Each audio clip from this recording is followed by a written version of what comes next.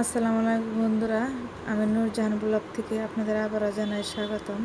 আজকে বন্ধুরা মিষ্টিলার ফুলের বড়া ভাজি করব। অনেকে ভাজিটা মুচমুচা হয় না, কীভাবে মুচমুচা হয় সেটা আপনাকে দেখাবো। আশা করি সম্পূর্ণ ভিডিও দেখবেন, দেখলে আপনাদের উপকৃত হবে।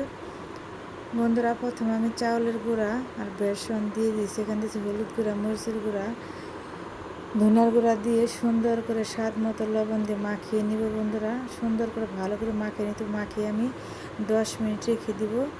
এখন আমি সুন্দর করে ভেজে নেব। দেখো বন্ধুরা, ফুলের বড়াটা কত সুন্দর, একদম হলুদ, কত সুন্দর লাগতেছে। এখন আমি ভেজে নেব। বন্ধুরা, তেল দিয়ে দিব। তেলটা দিয়ে আমি সুন্দর করে বড়াটা মাখিয়ে কেকে ছেড়ে দিব। বেশি জাল দেওয়া যাবে না, কম জাল দেওয়া যাবে না, মিডিয়াম জালের মধ্যে রাখতে হবে।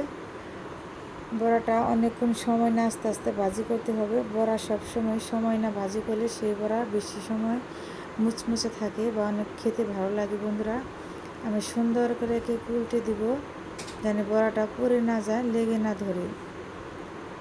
এই যে বন্ধুরা দেখেন কত সুন্দর কালার হয়েছে, বড়াটা দেখতে কত সুন্দর লোভনীয় লাগতেছে, এটা খেতে খুবই মজা। বন্ধুরা দেখেন বড়াটা একদম তেলে চপচপ করতেছে। এখন এই দেখেন কত সুন্দর মুচমুচে হয়েছে। এখন আমি নামিয়ে নেব। এটা হয়ে গেছে বন্ধুরা। আবার আমি দিয়ে দিব, যেহেতু ছোটো কড়াই আমি 2বারে দিব। বন্ধুরা, এই কড়াইয়ের মধ্যে সবসময় বড়া ভাজলে আমার অনেক মুচমুচা হয় বড়াটা। ছোটো কড়াইয়ের মধ্যে বড়া ভাজলে সবসময়ই খেয়াল করেন বড়াটা বেশি মুচমুচা হয় বড় কড়াইয়ের সাথে। বড়াটা আমি সুন্দর করে আবার এই বুটে নেড়ে চেড়ে দিব। এটা আমার হয়ে গেছে বন্ধুরা। দেখেন কত সুন্দর হয়েছে মুচমুচা।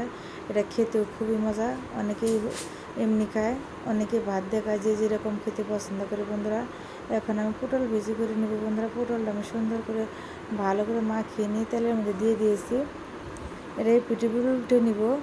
পটল ভাজিটা বন্ধুরা খেতে অনেক ভালো লাগে গরম ভাতের সাথে। আর পটল ভাজিটাও অনেক সময় না ভাজি করতে হয়।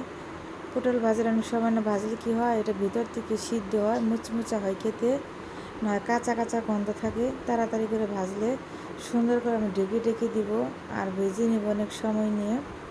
এটাও বড়াটাও অনেক একটু মুচমুচা টাইপের হবে। পটলটা মুচমুচা টাইপের না হলে বন্ধুরা পটল ভাজি খেতে ভালো লাগে না, কাঁচা কাঁচা একটা গন্ধ আসে।